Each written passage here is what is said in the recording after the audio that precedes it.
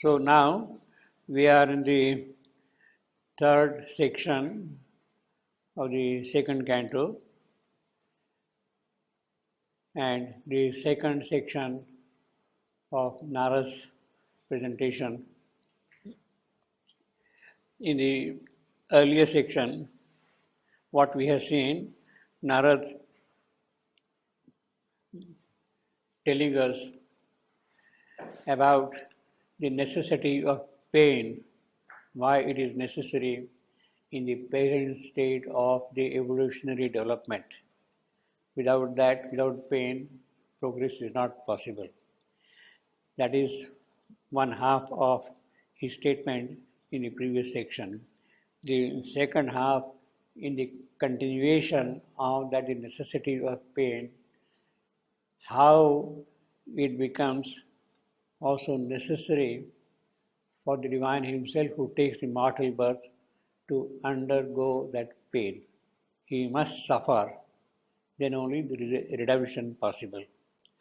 And he takes the occasion of the crucifixion of Christ to illustrate the point.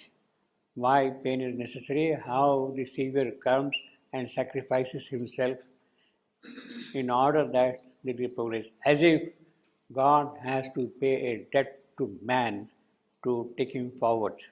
And he comes here, he sacrifices himself, the martyred body is there. But at the same time, he makes a very significant statement which is not there in the Bible, as I told you earlier. On the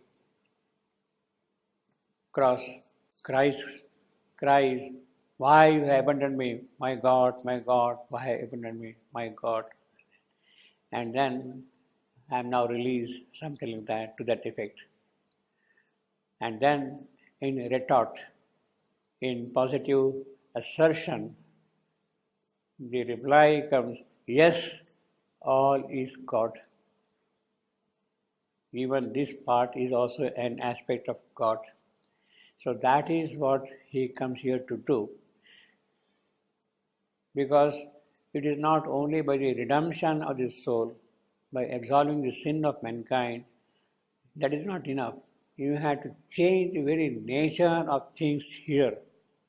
All is God, it means that whatever is here, that has to change into God's kind.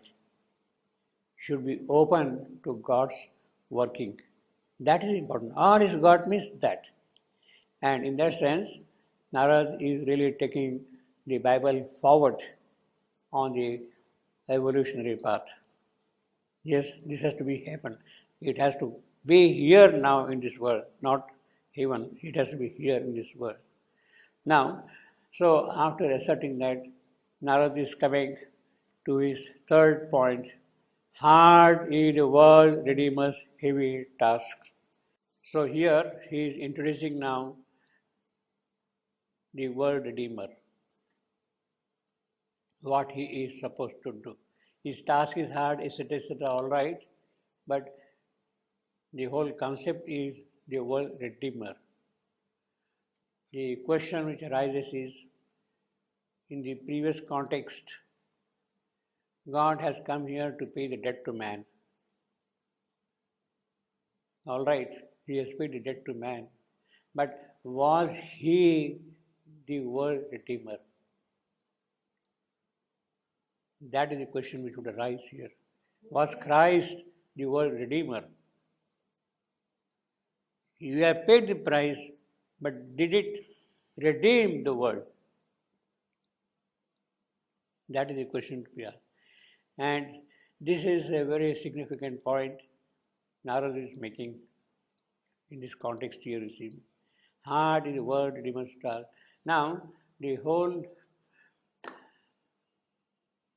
argument here, although we are seeing it in the historical context, in a certain historical context, Christ, Buddha, Krishna, avatars and all that thing, and Narada is narrating as if in those terms, why he comes here as an avatar, why he does all those things, etc., etc.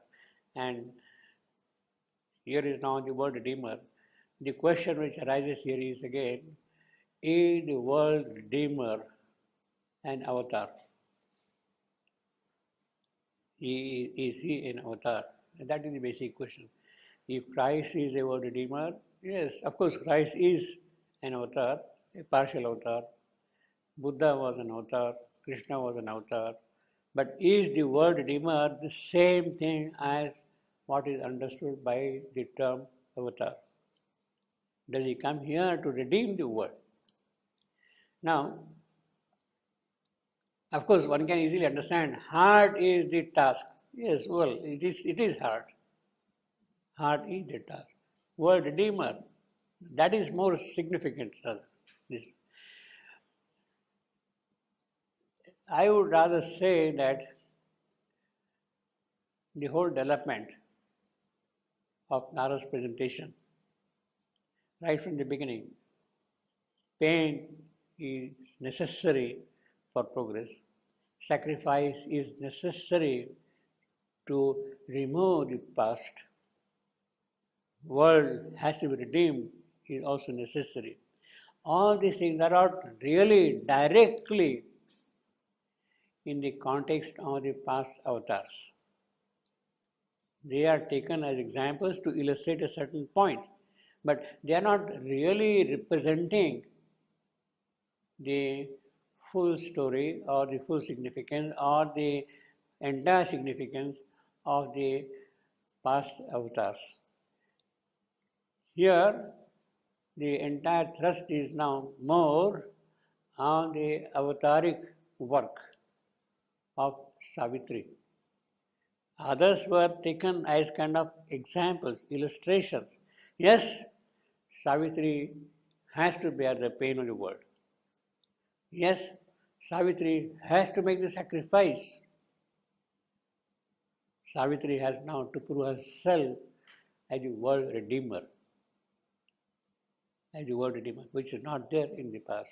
So, indirectly, in fact, in a very subtle sense, although he is giving in a sort of a historical context the whole thing, it is specifically applied to Savitri's mission task.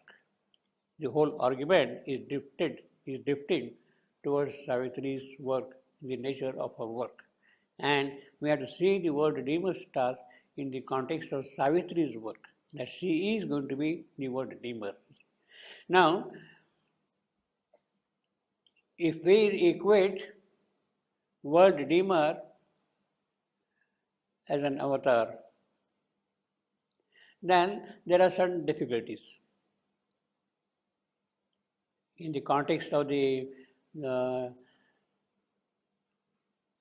avataric presentation which we have got, Krishna, Buddha, Christ, in that context, there are certain difficulties here.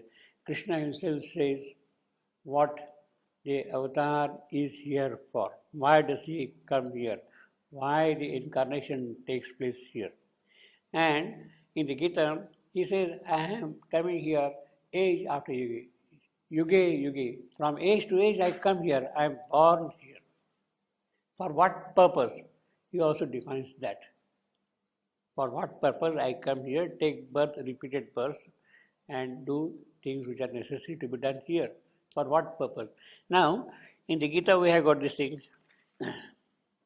In the case of the avataric description which we have got in the Gita, he says, he tells Arjuna, he has taken the pretext of Arjuna, and he tells Arjuna that I have given this ancient and original yoga. Krishna says to Arjuna, I have given this ancient and original yoga long ago, first to Vivasvana. Vivasvana, the sun god. Vivasvana, sun god. Vivasvana, V-I-V, sun god. Yeah. He says, I have given this ancient yoga ancient and original yoga. He uses the word ancient and original yoga first to the sun god. Krishna says that. And then he passed it on to Manu. Vivasvana passed it on to Manu, who is a mental being. Then Manu passed it on to the king Rishi Ikshvaku, you see, the ancestor of Sri Rama. It is to him he had given that name. And then he says that original and ancient yoga was lost in time. It cannot decay. It got lost in time, lost in the lapse of time. Now I have come here again to renew that yoga, the ancient and original yoga. I come to renew that yoga. That is what, according to the Gita, we have the status of the yoga. Now, what is this ancient and original yoga? It is the highest yoga, synthetic and integral. The original yoga, highest yoga, synthetic and integral, directing Godward all the powers of our being. Directing all the powers of our being towards God. That is the ancient original yoga given by Krishna. First to Vivasvana, then to Manu, then to Ikshvaku, and then further down, and then it got feeble, it became weak, it lapsed in the process of time, it became weak. Now I am coming again and renewing it. And what is that yoga? The purpose of the whole yoga is directing Godward all the powers of our being. That is the movement. And it is, of course, he says it is an integral and synthetic yoga in the sense that it includes all the aspects of man's being. Sankhya, yoga, then of course karma, bhakti, devotion, action, work, that is action, work, karma, bhakti, that is devotion, jnana, knowledge. These are the three basic elements, plus of course the Sankhya part of it, and there is of course also the Raja Yoga part of it. So all these are the aspects of the ancient yoga which were given first by Krishna to etc. like that. They became feeble in the course of time. I have put now another spiritual force, rather the original spiritual force into them to take man forward. So that is what has been happening in the work of the avatar. Now, when you see in that context, it does not really fit in with the description of a world redeemer. It takes your being Godward. It does not redeem the world.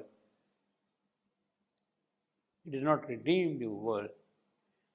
And in that sense, the context now becomes more focused on Savitri. Not Godward. It should be worldward. All that things should happen here, not there. They should come here, they should come here, they should come here. And things should happen here. Therefore, when we have now Savitri, when we have basically the new avatar, Sri Aurobindo, more specifically, then he is not really renewing that old yoga. He is building up upon that yoga a new yoga of transformation, of changing things here. So there is a radical difference in the entire process of the yogic evolution which is occurring at the point of the arrival of Savitri. That is what she is going to do. She is the force who is going to accomplish all that. And here is now the question. She is going to be the world redeemer in that sense. It's a different type of work she is going to do, which was never, in that sense, affected by the earlier avatars. Now the time has come, Savitri has to do all that.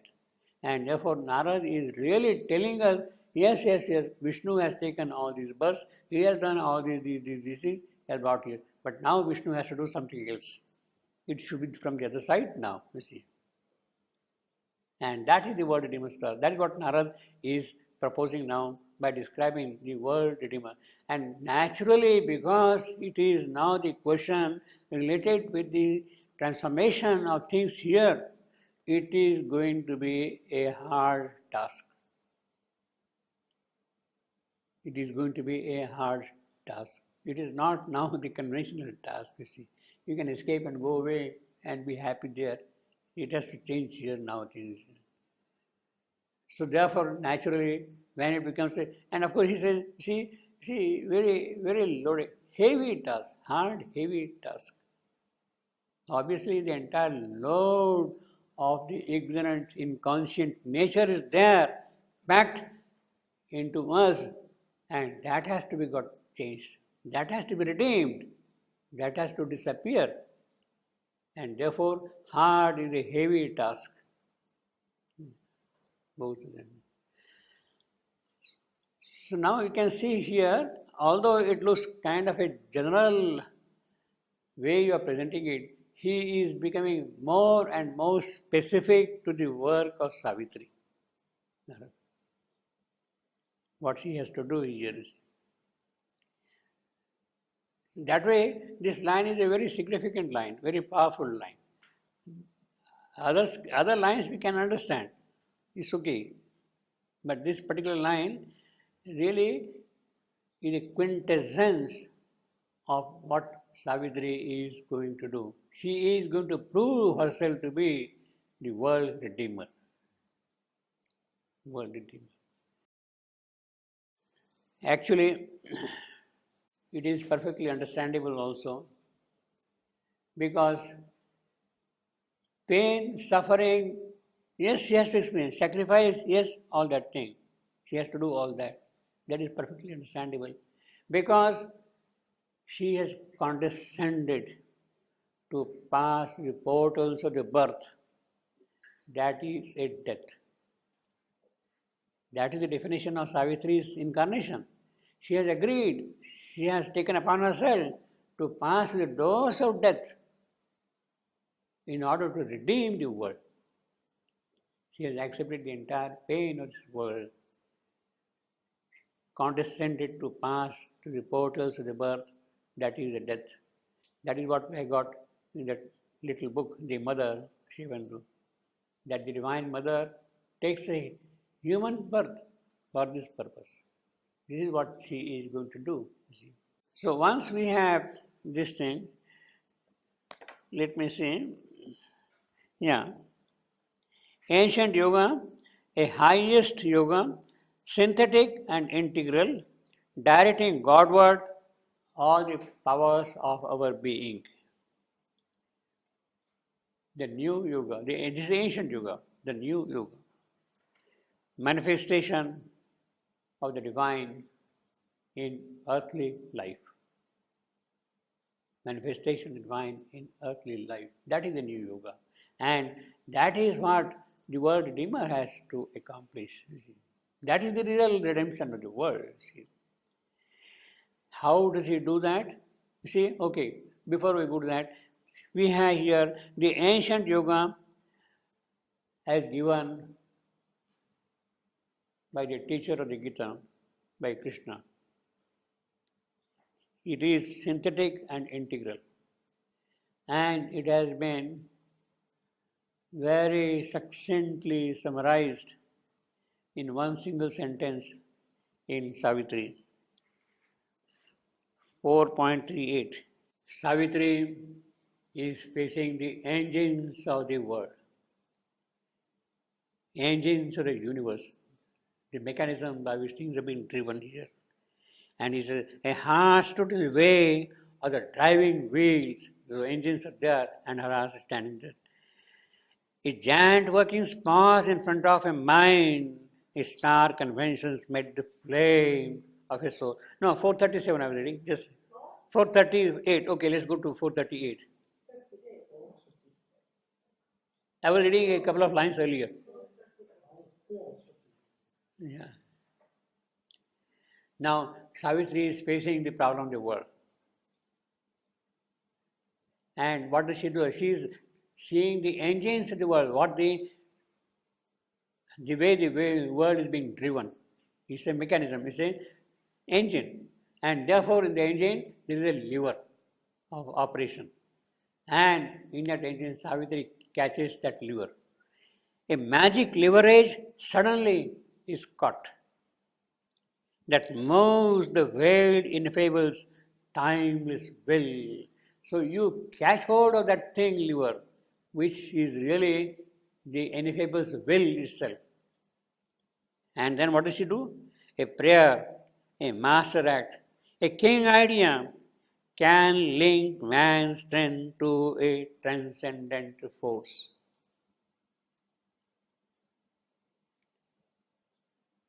A prayer, a master act, a king idea can link man's strength to a transcendent force. Now that is the entire definition of the ancient and original yoga. The entire definition of the ancient and original yoga is in the prayer, master act, king idea. And what can it do?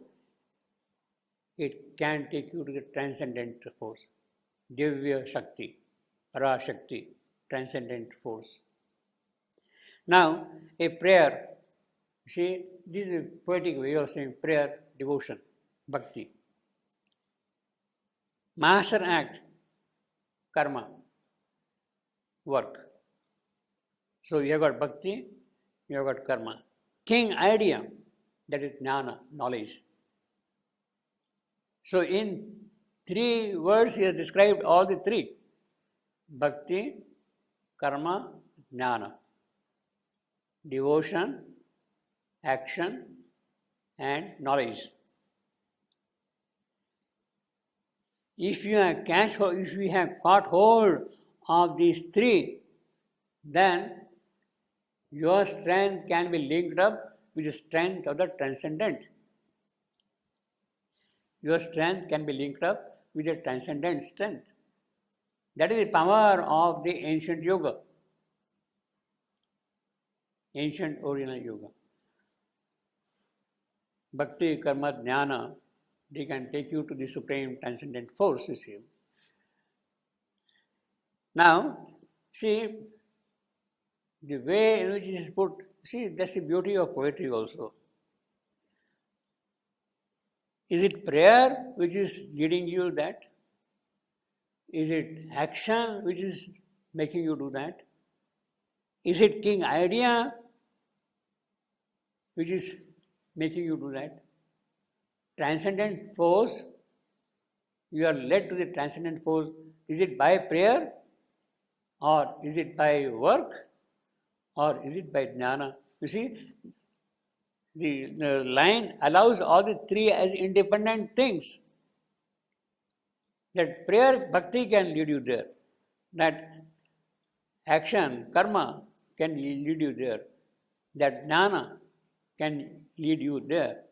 This is what the line would mean basically. But at the same time, the other way of looking at it is a prayer which is at once an action and knowledge.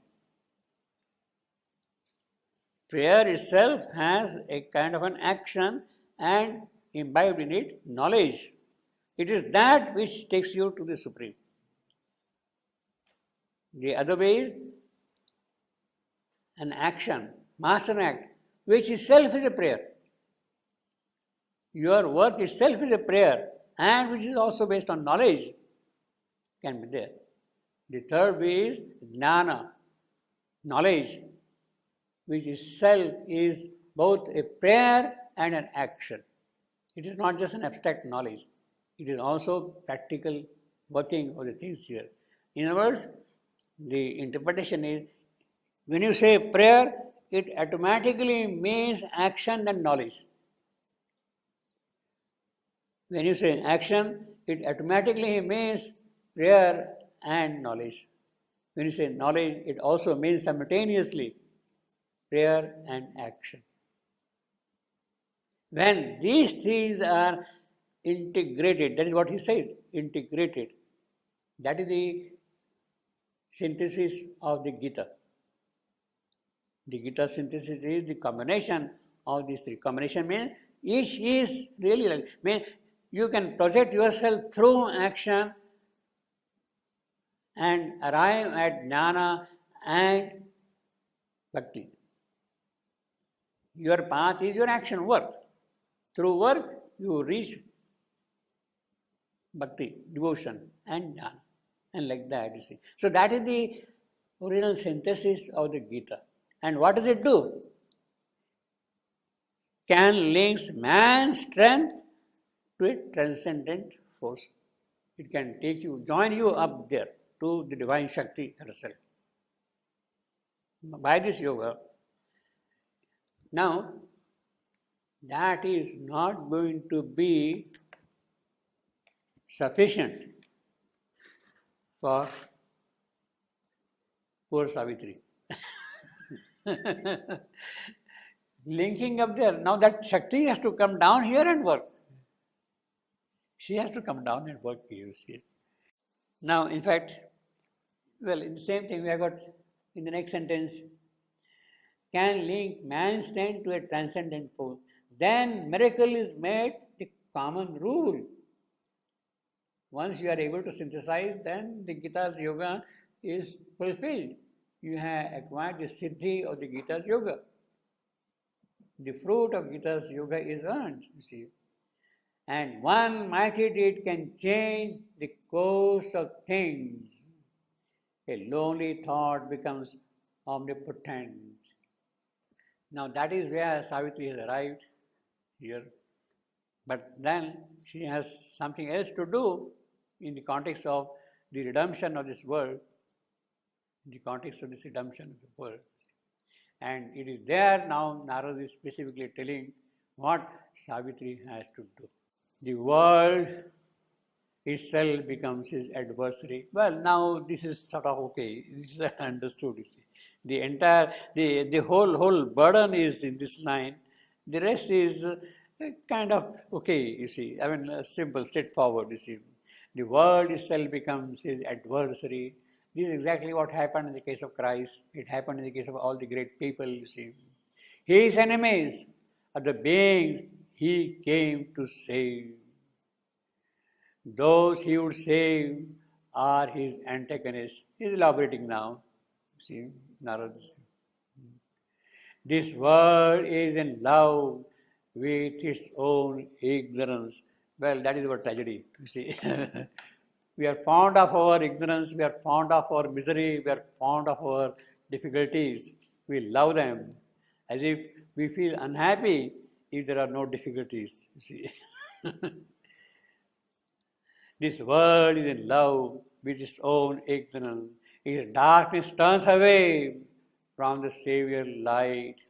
It gives the cross in payment for the crown. Now there is a specific reference to Christ again here, but that's what happens to him.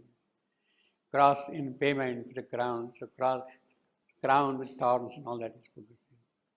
His work is a trickle splendor in a long night. So the word redeemer comes, and little by little when the avatar comes, it keeps on adding small by bit by bit, bit by bit. In a long night, of course this is what happens now. The night of inconscience turning into night of ignorance. He sees the long march of time, the little one.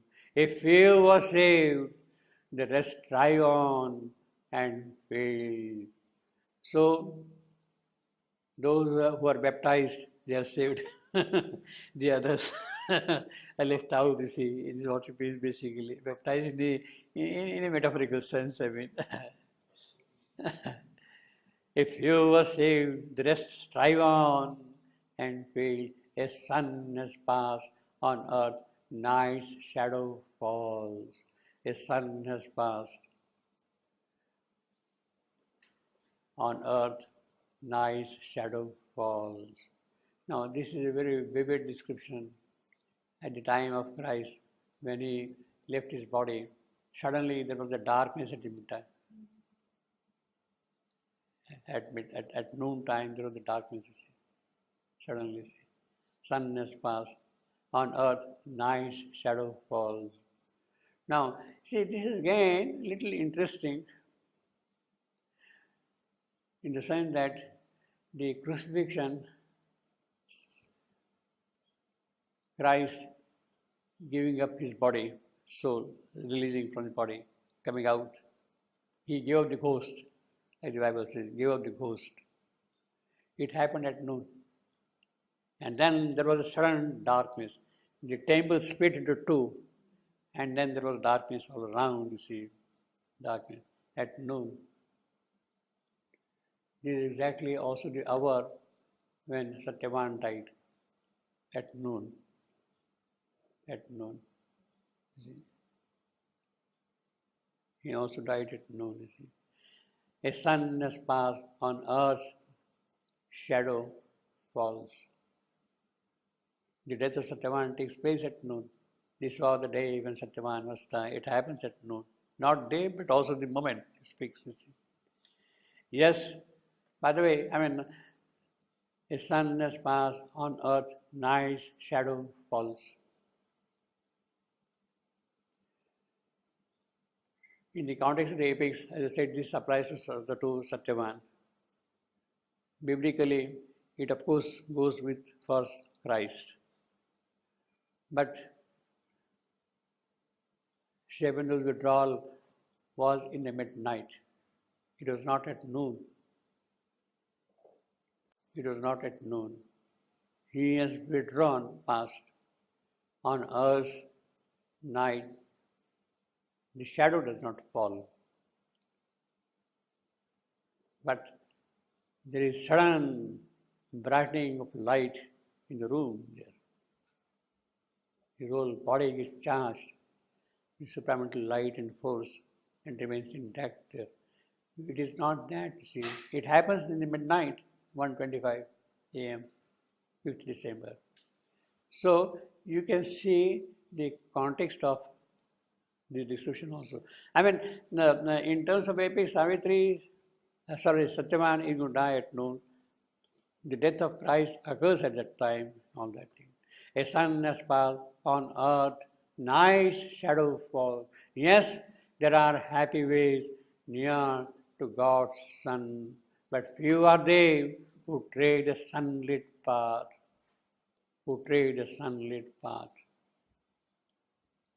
Only the pure in soul can walk in light.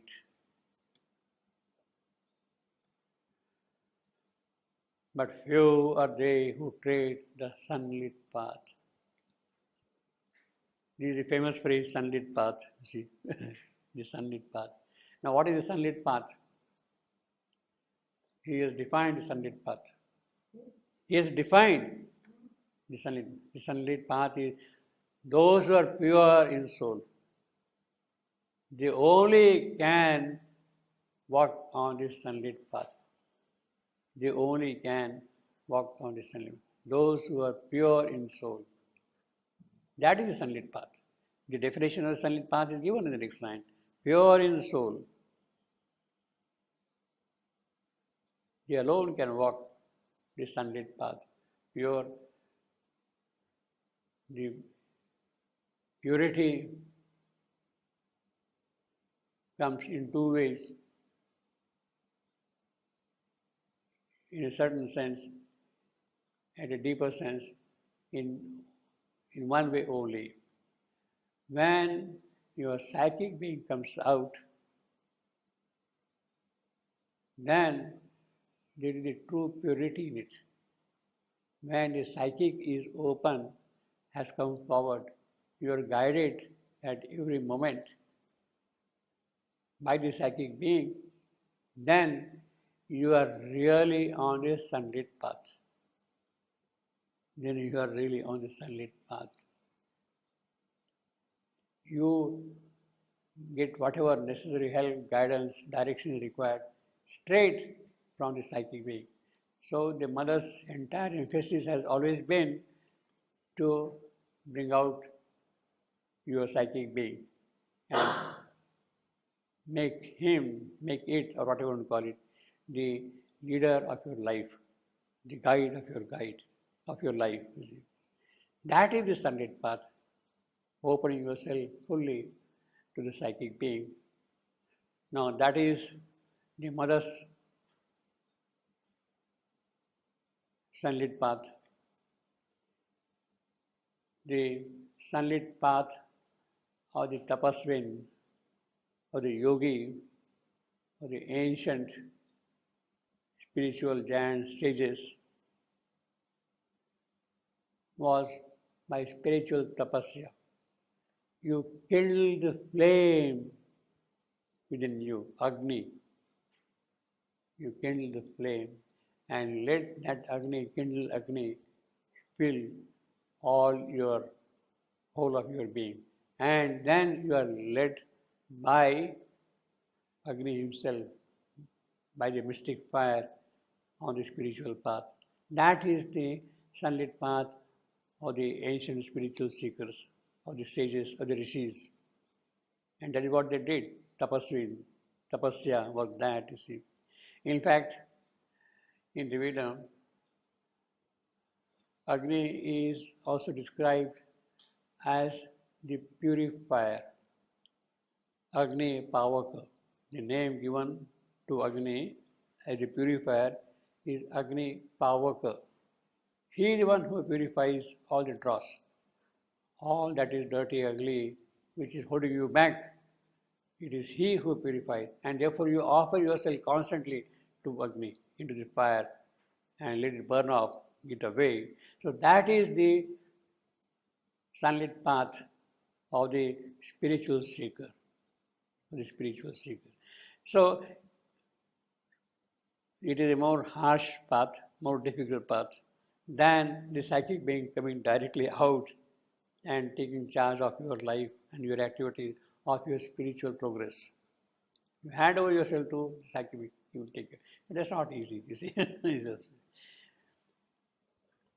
So that is the sunlit path. But I think still, essentially, in a deeper sense, both of them amount to the same. Bringing out the psychic being or kindling the Agni within you, the fire in you. Psychic being itself is Agni, is the fire. That itself is. So once you have got that path, then an exit is shown, a road of hard escape from the sorrow, the darkness, and the chain. Once you are psychic being coming forward, then there is no sorrow, there is no darkness. But how shall a few escape, release the world? Yes, that is the entire thrust of Narad's argument.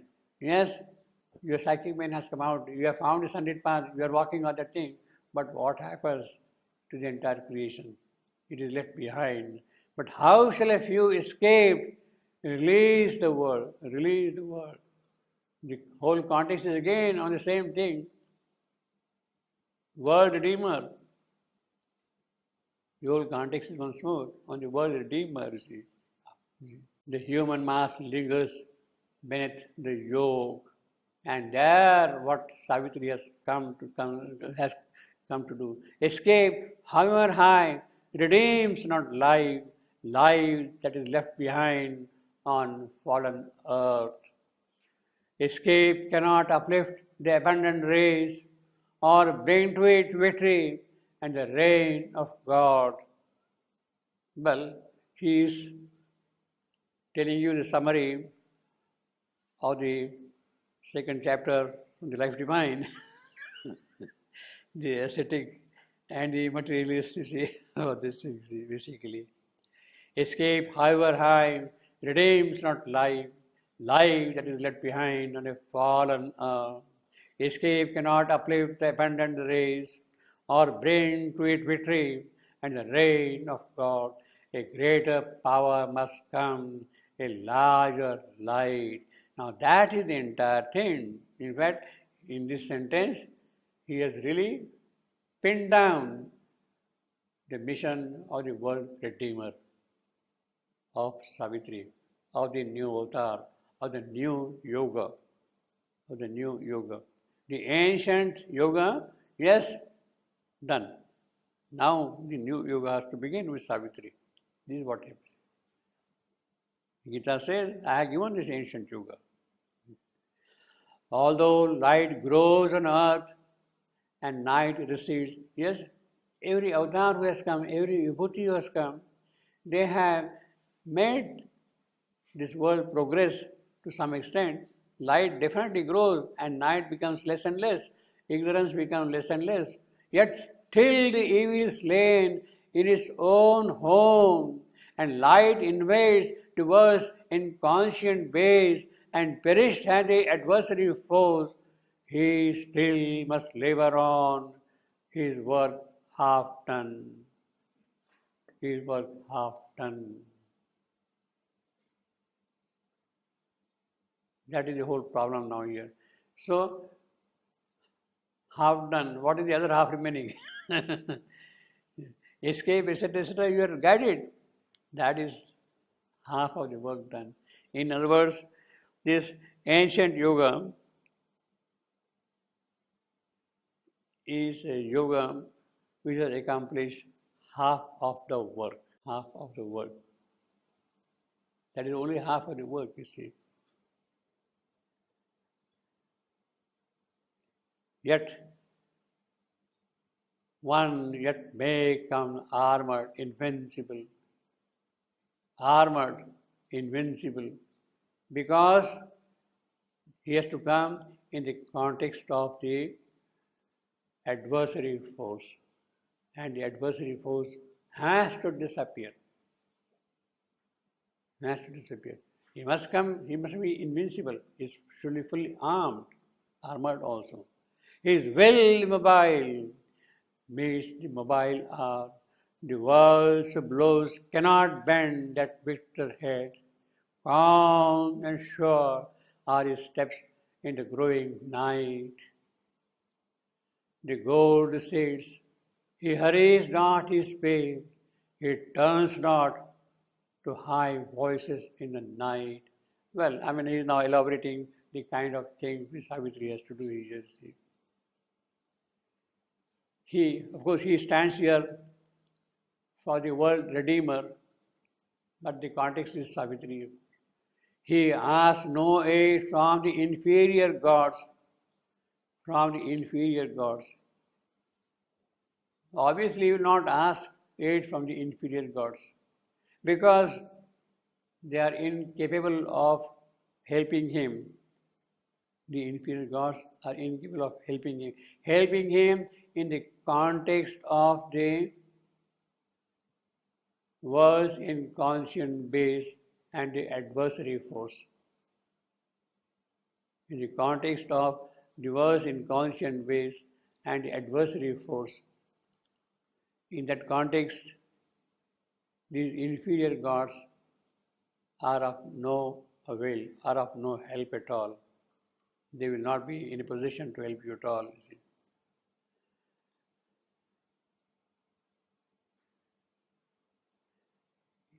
Now, what are these inferior gods? Well, as we have seen earlier also, there are gods everywhere. Now, these inferior gods would include even the overmind gods. Even the overmind gods, they would include inferior gods, would include even the overmind gods, because in the context of the adversary force which he is talking of, they are helpless. The overmind gods cannot help you at that point. In the context of, this is the important phrase, you see, we have seen that.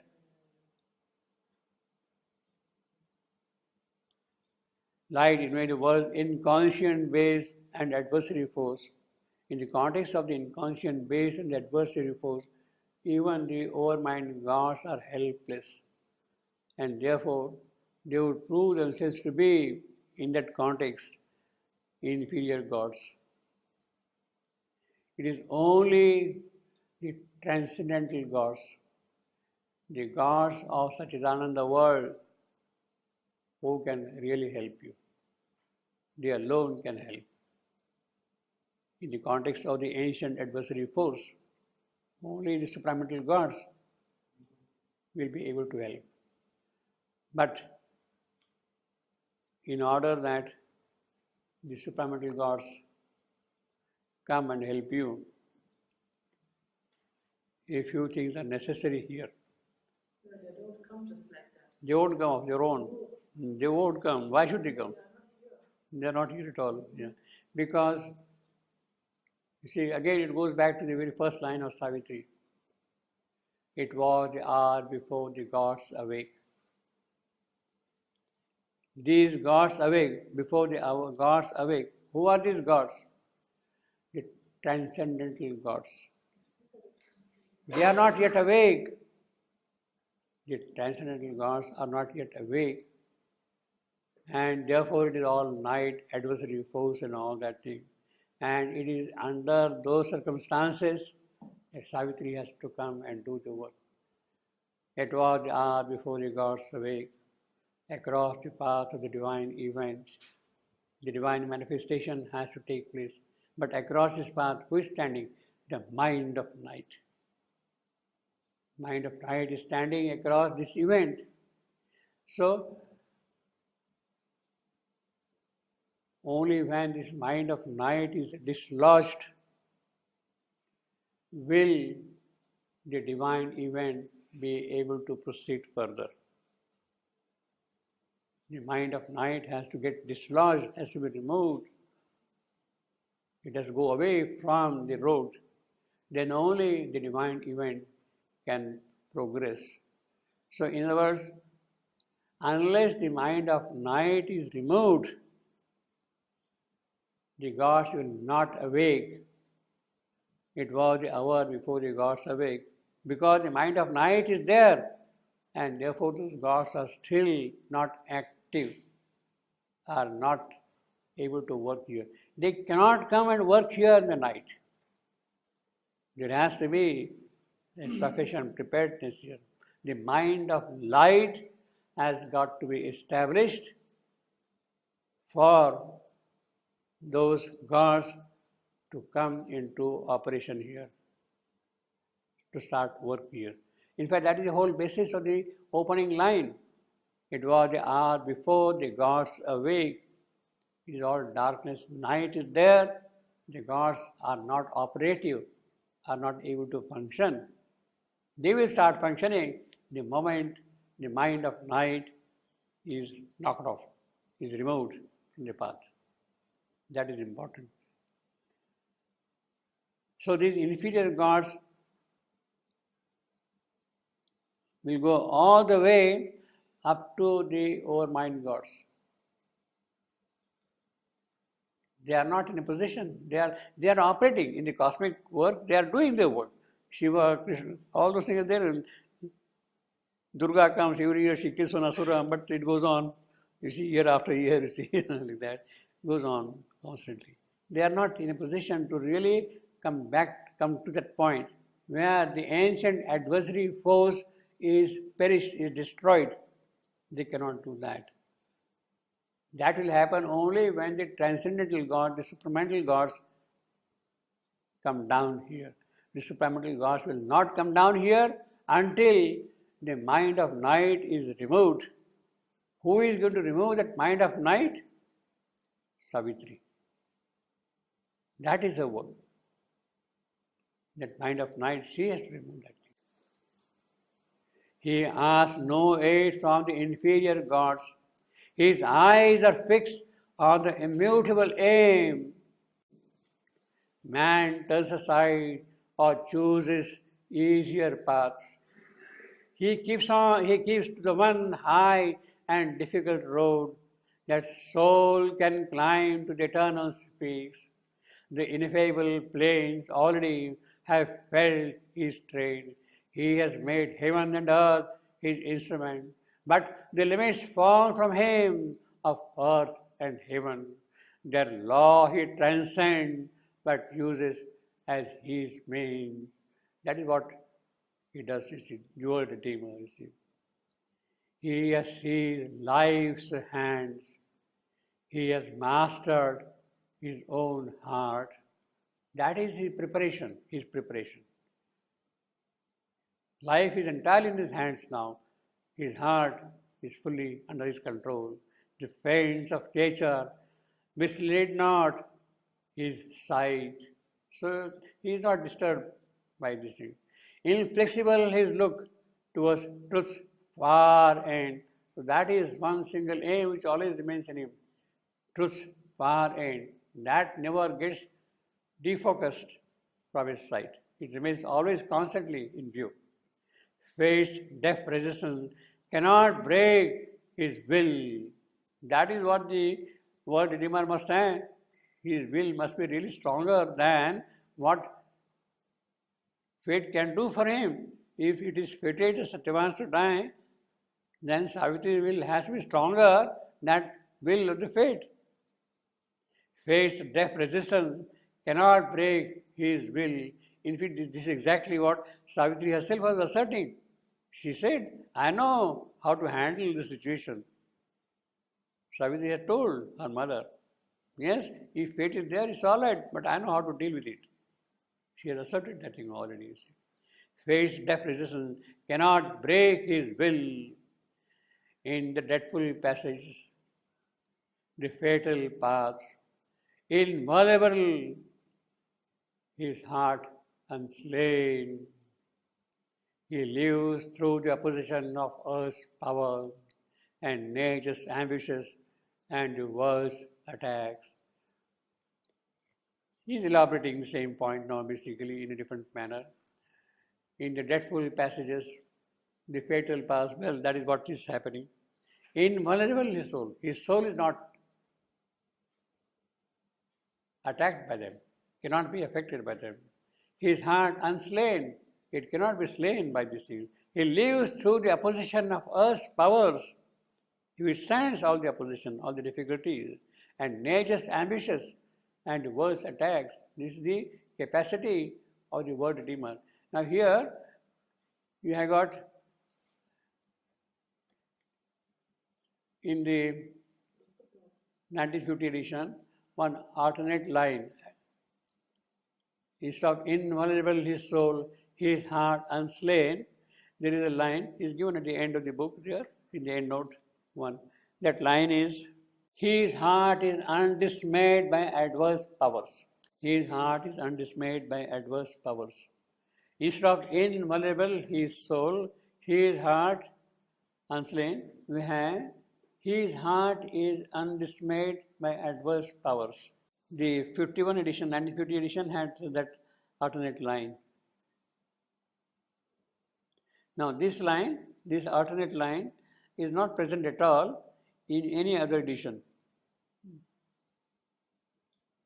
Neither in 1954, nor in 1972 centenary, nor in the revised edition. This line is not present elsewhere at all. This is only here in 50, we have got this line. His heart is undismayed by adverse powers. I think there is a good justification why that line should not figure in also, because we don't know in which draft it was there and what context. But still, see, this line is what? His heart is undismayed by adverse powers. That would really clash with this line. He lives through the opposition of earth's powers. Adverse powers, earth's powers, they will be kind of clashing, you see. And nature's ambushes and the world's attempt. His very stature transcending pain and bliss. He fronts evil and good with calm and equal eyes. He fronts evil and good with calm and equal eyes. See, this line is a little peculiar line. He fronts evil. I am seeing from the poetic point of view. Now, if you don't lay stress on a front, he fronts evil and good. In other words, the first foot will be here, he fronts evil. Then evil and good, that is the second foot. And the third foot will be with calm. The fourth foot will be with and equal. And fifth foot will be eyes, like that. That is how it will scan, you see. If you don't lay stress on front, then it becomes, he fronts evil and good with calm and equal eye, 2 NFS and 3 AMs. That is how it will read, you see. But even if you give a slight stress on front, which is in fact more legitimate, then it becomes, he fronts evil. The first foot will be still the same thing. This is the first foot, and the others will remain as there. It will be called Antibacchius, which is not very bad, but still not very proper also, you see. He fronts evil and good with calm and equal. Otherwise, you can easily read this line as a 6-footer, not pentameter, but 6 feet. Line with 6 feet. Normally, all the lines in Savitri are with 5 feet, pentametric. But this line can also be scanned as a 6-footer. He fronts 1 foot. He fronts 1 foot. Second, and evil, 2nd foot. And good, 3rd foot. With calm, 4th foot. And equal, 5th foot. And eyes, 6th foot. It can be scanned also as a Alexandrine, means 6-footer. 6-footer. There are few very, very exceptional lines like that which can be scanned as a 6-footer, 6 feet. This line has that possibility of being scanned like that, you see. He fronts evil and good with calm and equal eyes, you see. You can see the long passage like that, you see, which is very harmonious also.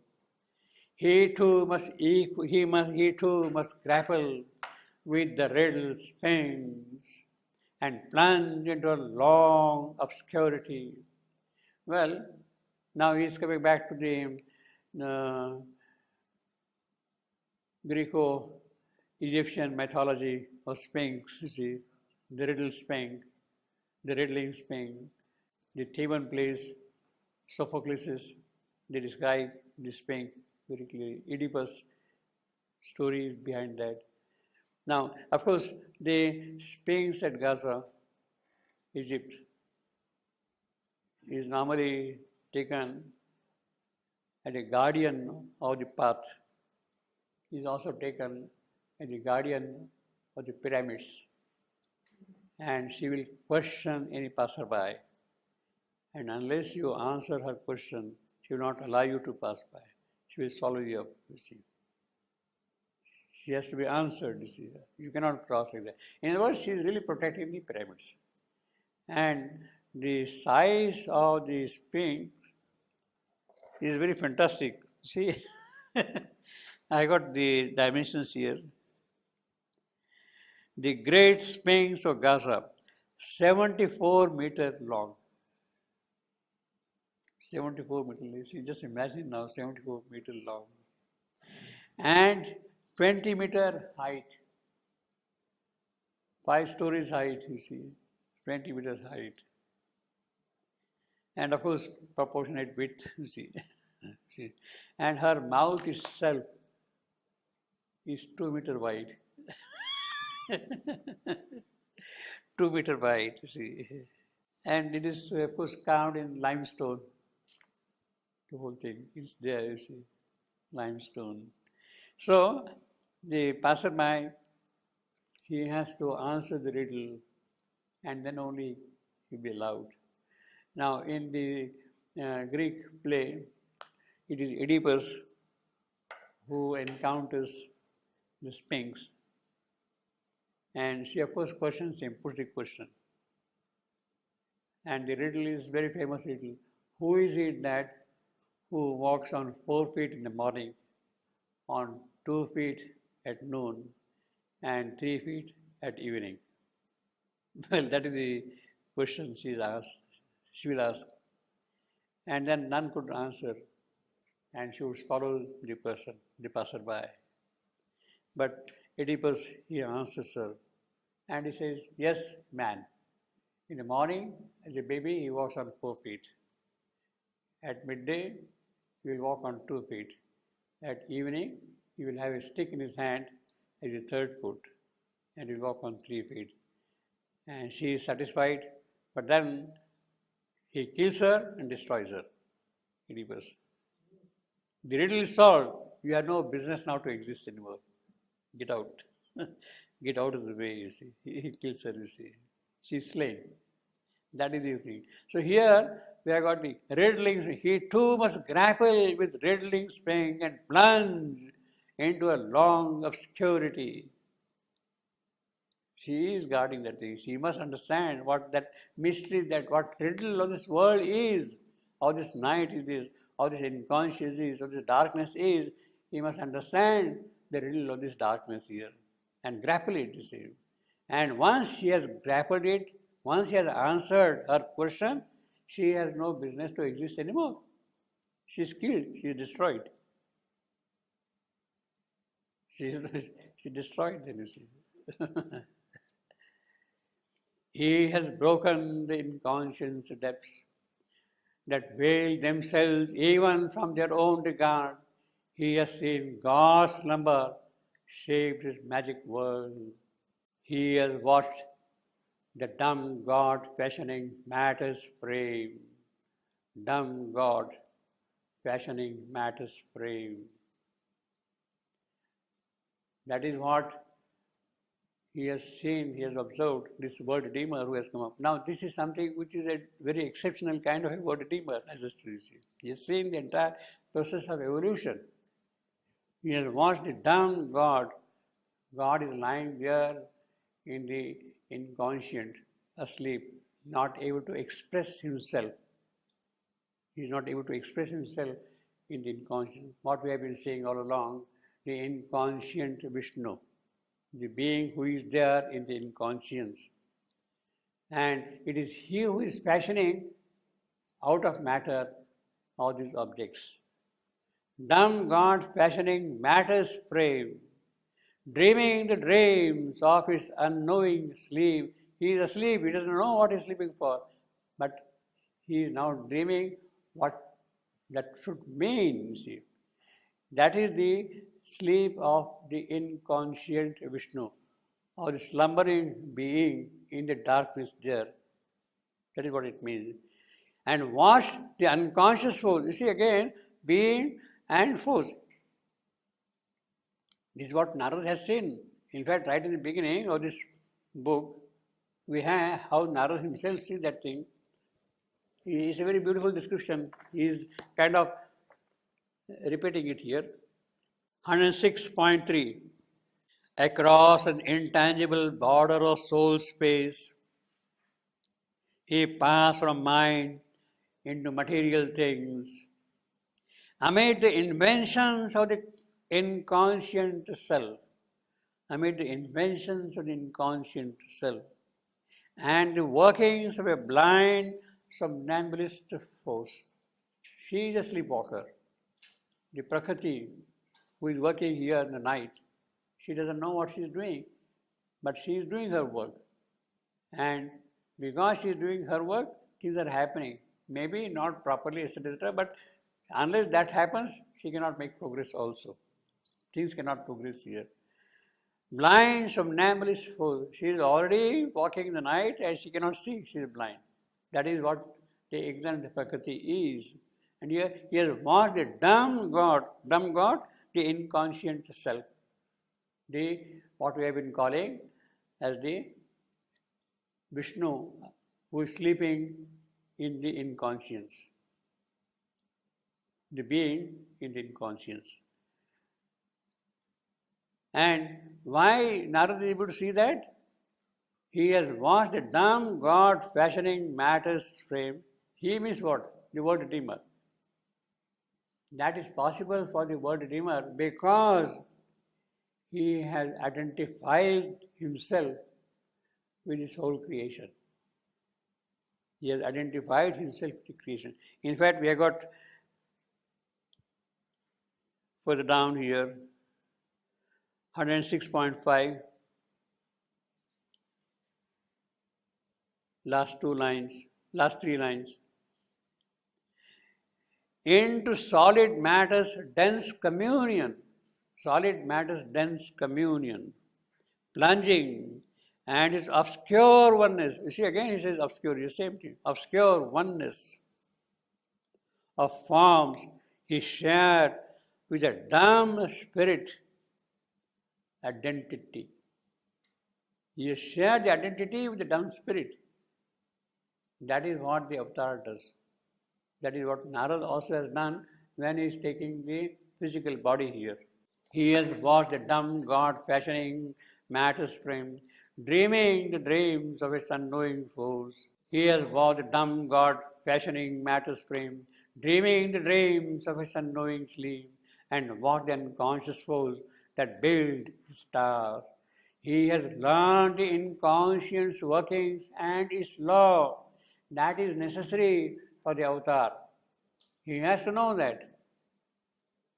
His incoherent thoughts and rigid acts, his hazard, waste of impulse and idea, the chaos of his mechanic frequencies, his random calls, his whispers falsely true. See, falsely true, what an oxymoron. His whispers falsely true. He says falsely true. He doesn't say truly false. Misleaders or the hooded listening soul. All things come to his ear, but nothing abides. That is what the world redeemer is listening, but nothing abides. All rose from the silence, all goes back to his hush. Its somnolence founded the universe, its obscure waking make the world seem vain. So as long as you are sleeping, it's okay. But the moment you start waking up little, become jagrata, waking up, then it's obscure waking, what does happen? The whole world looks to you vain, meaningless, dream, without content, without significance, without any objective. That is what it happens. World seem vain, arisen from nothingness and towards nothingness turned. Arisen from nothingness and towards nothingness turned. Now, this is the story of two nothingnesses which we have been narrating all along, right in the first, on the very first page of Savitri, 1.4. A power of fallen, boundless self awake. A power of fallen, boundless self awake. Self has fallen. His power, the inconscient Vishnu, and his power, the somnambulist force. What happened? Between the first and the last nothingness. Between the first and the last nothingness. Here he says, arisen from nothingness and towards nothingness turned.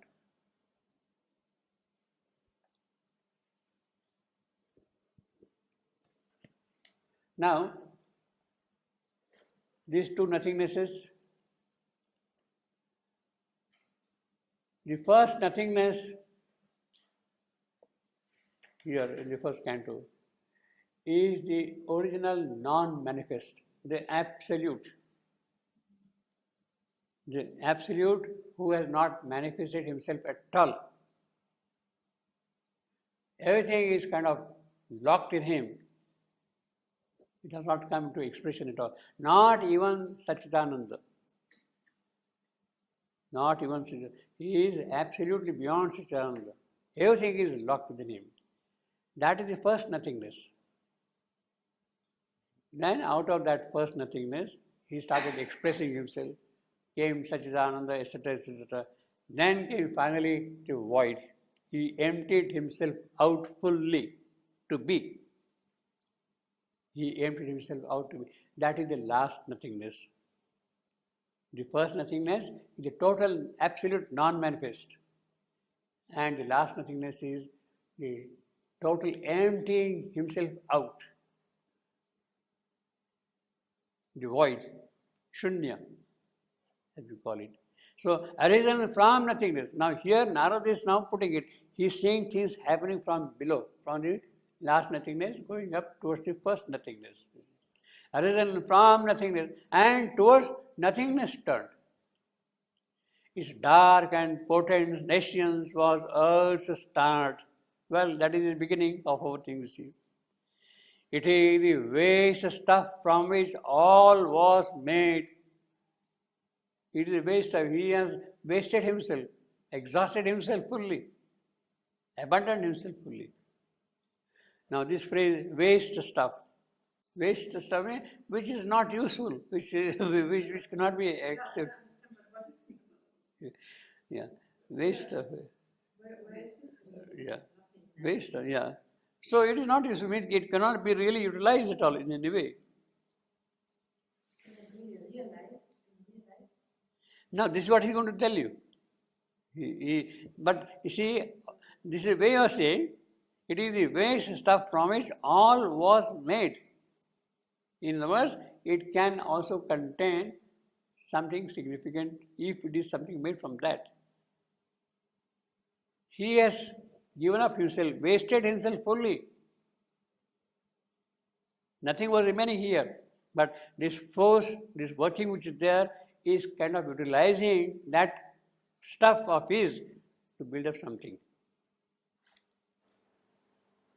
Why does he call this waste stuff? I mean, Yeah. basically associated with garbage. It's not garbage. It is. Yeah, waste stuff, it is in a way, you see, because it means that it got exhausted, its utility is over, it cannot be used any further. Garbage does not mean in that sense, you see. It is a stuff which is of no use to me anymore. But it is the material. We call it garbage, but the waste contains. He said it's something we didn't use, but it doesn't mean it's garbage.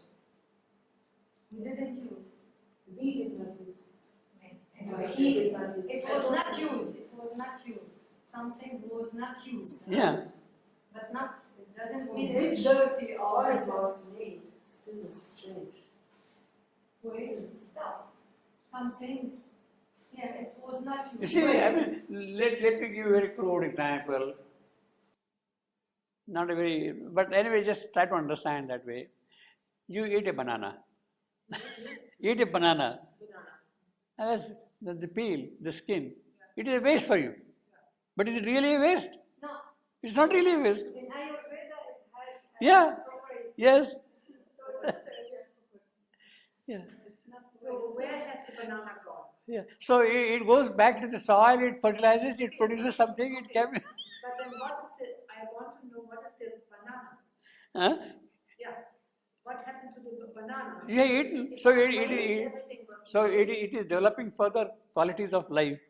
And the banana? Yes, no, in you. You have taken, you have adopted, you are utilizing it, you are building up something on that.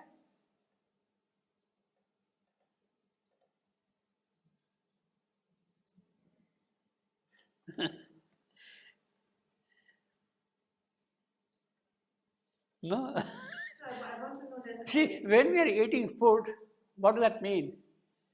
It means that we are building up some other type of thing, life in us to develop further.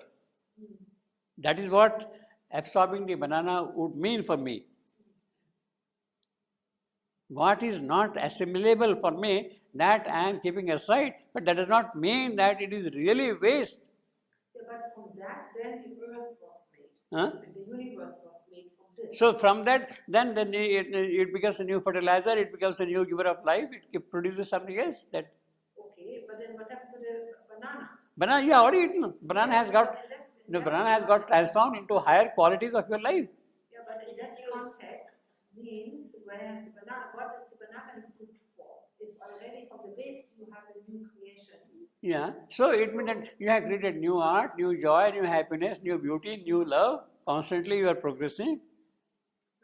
So all these energies which you have assimilated, those you are now transmuting and utilizing and expressing in another manner. Okay. Then you have two things.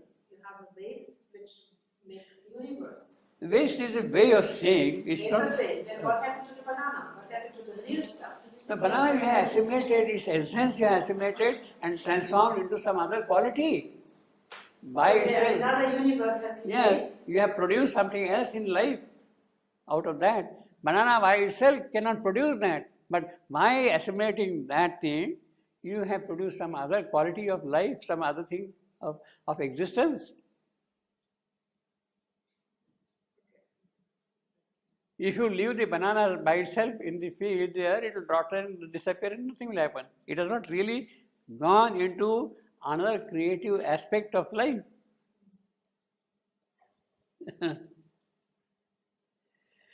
No, anyway, my point here was it is the waste stuff. This phrase,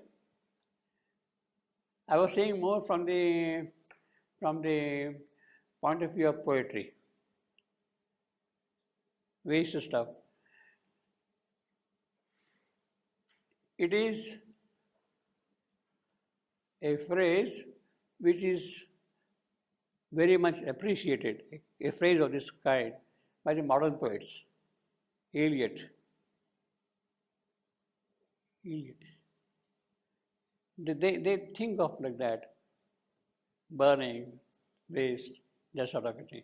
So, even in the epic style, how Sri-Aurobindo can utilize the modern phrase in the most effective manner, this is one excellent example of that.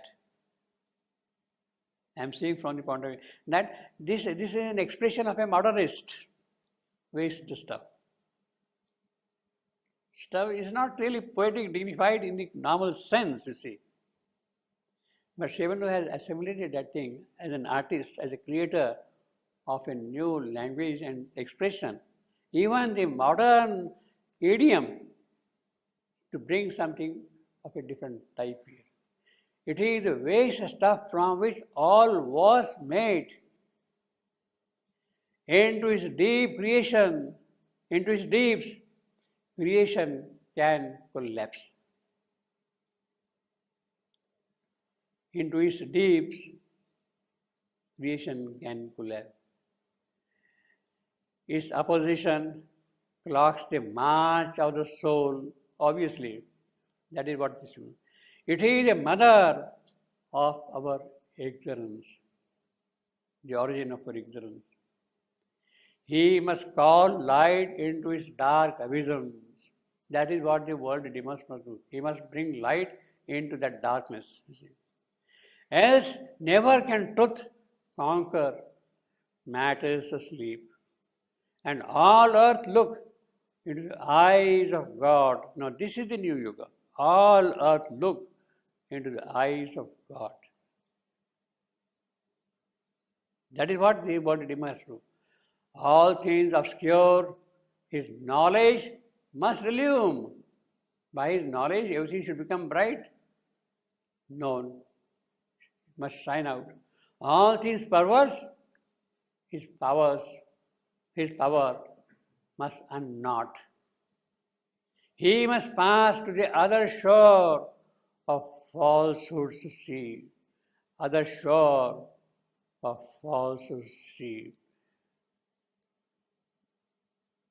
What is the other shore of falsehood?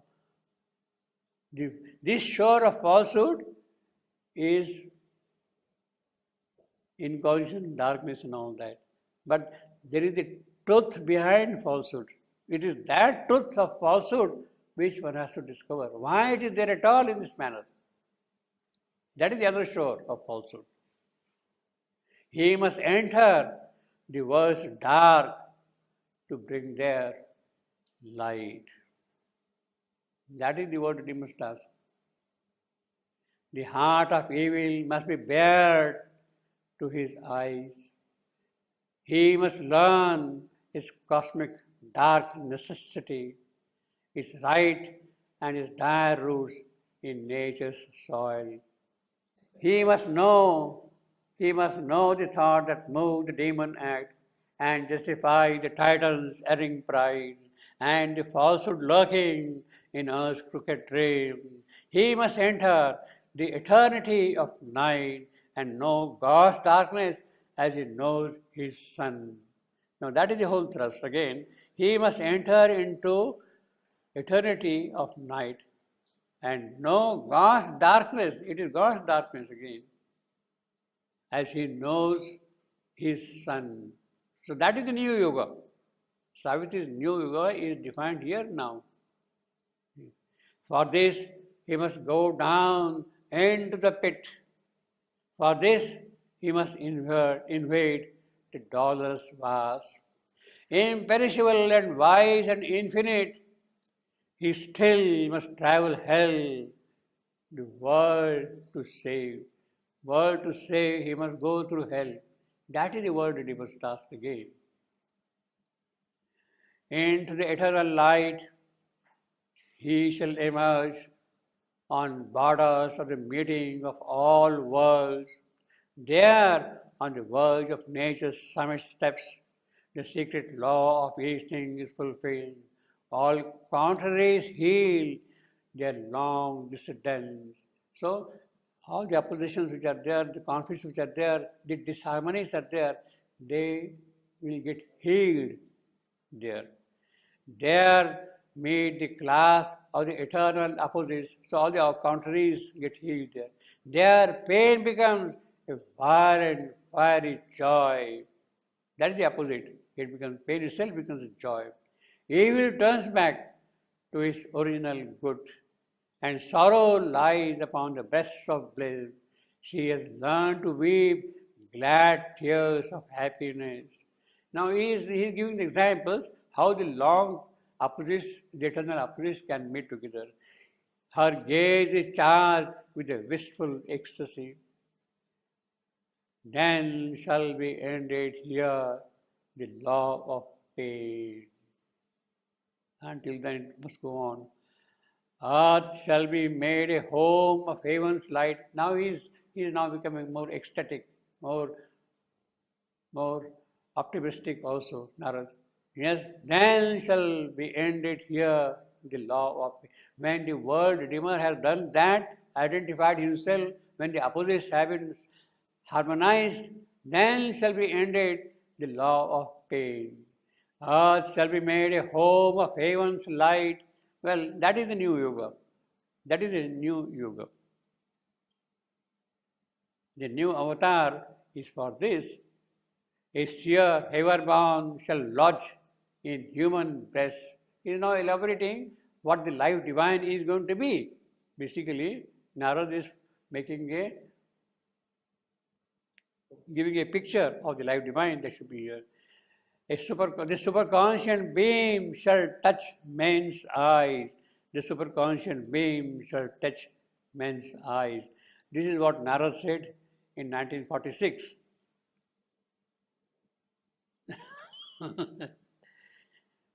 The superconscient beam shall touch men's eyes, he said in 1946.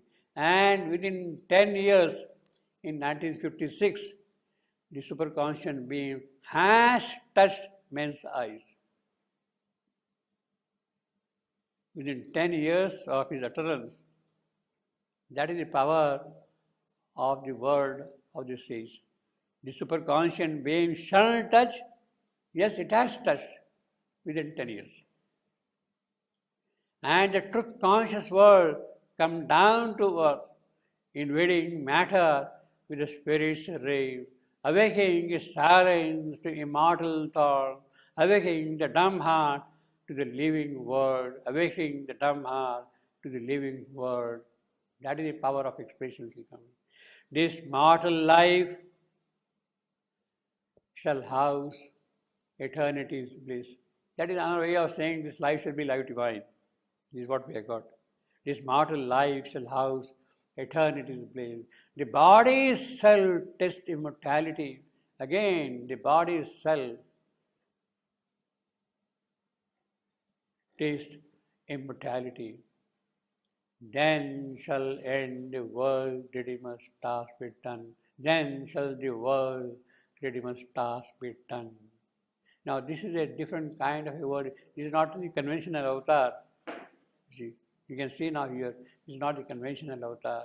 This is a new kind of a different avatar altogether. Then shall the word Redeemer. So this word Redeemer is a new avatar altogether. That is why I say it is most specific. This avatarhood, the word Redeemer, is more specific in the context of Savitri. Then shall the word Redeemer's task be done. It had not been done until the word Redeemer's task was not accomplished until now.